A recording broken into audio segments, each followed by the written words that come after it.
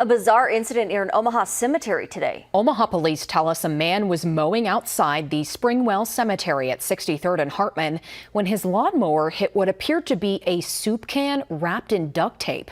The can exploded, damaging the mower. The man fortunately was not hurt.